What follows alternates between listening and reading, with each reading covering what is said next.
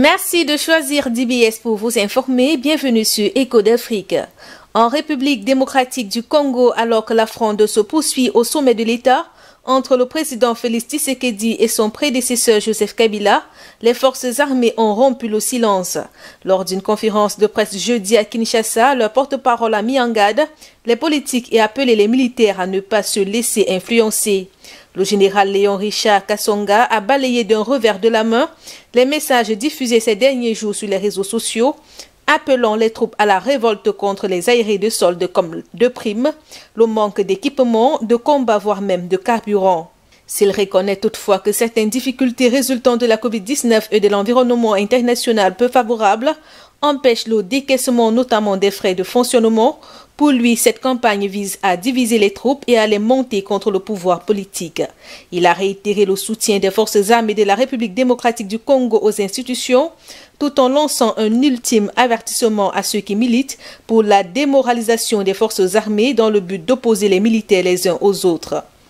Cette sortie intervient en pleine consultation politique initiée par le président Félix Tshisekedi en invoquant l'union sacrée face aux tensions au sein de la coalition.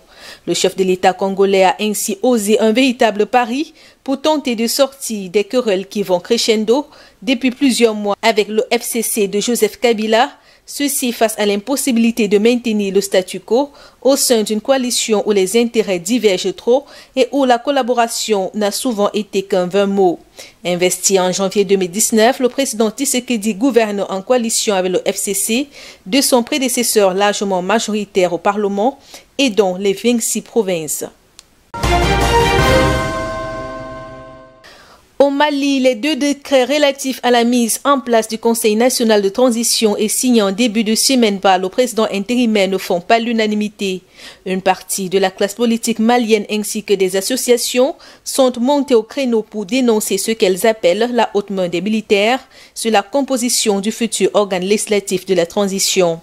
Selon ces décrets, l'un des hommes forts de la transition, le colonel Assimi Goïta, a la main sur la composition du futur CNT.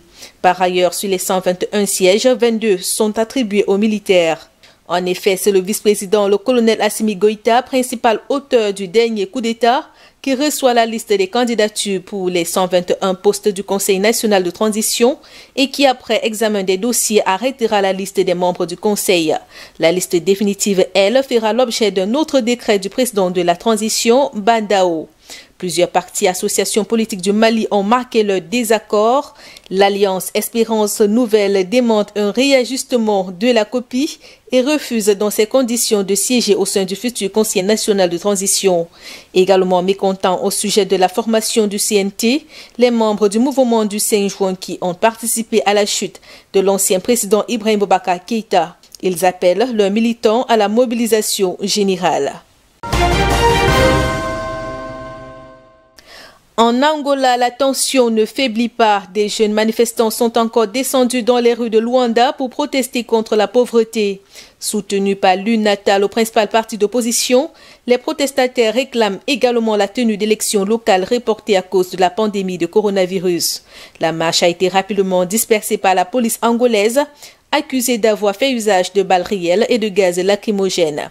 Les manifestations contre le gouvernement se succèdent depuis plusieurs semaines à Luanda, motivés par le taux élevé de chômage, le coût de la vie et la corruption étatique. Le dernier rassemblement, le 24 octobre dernier, avait été violemment dispersé par la police anti-émeute qui avait arrêté plus de 100 personnes.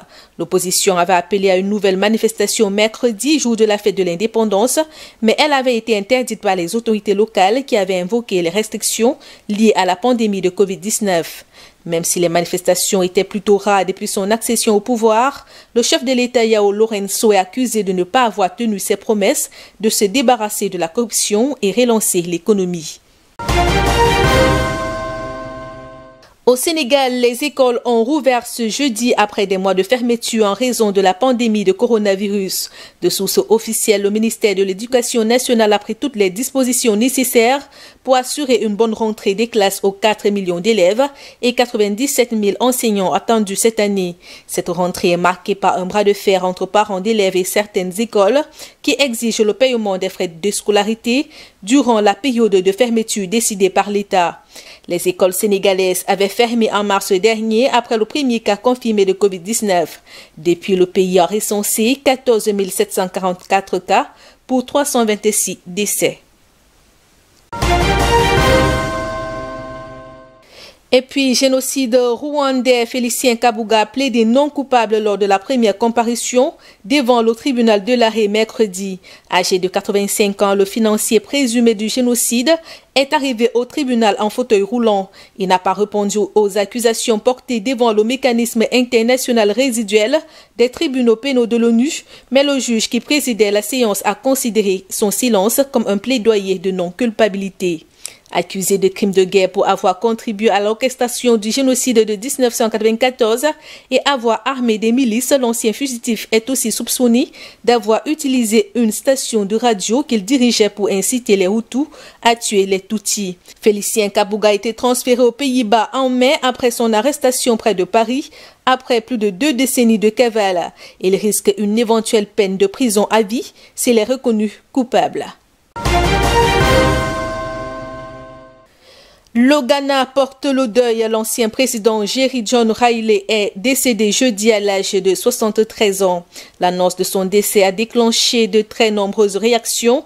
Un baobab est tombé, a regretté le président ghanéen Nana Akufo-Addo, qui a également décrété un deuil national de 7 jours et ordonné la mise en berne du drapeau national à partir de ce vendredi. Jerry John Riley a certes pris le pouvoir 2 reprises par un coup d'État militaire, mais il a tout de même la réputation d'être celui qui a conduit le Ghana vers l'émergence et la stabilité démocratique. Ce décès survient à quelques semaines de l'élection présidentielle dans le pays, prévue le 7 décembre 2020. Le scrutin oppose l'actuel président Nana Akufo-Addo à son rival de l'opposition John Mahama qui défend les couleurs du National Democratic Congress. Réagissant suite Twitter, John Mahama, également un ancien président du Ghana, a annoncé qu'il suspendait sa campagne politique. Voilà qui fait l'essentiel de l'actualité en Afrique. À très bientôt.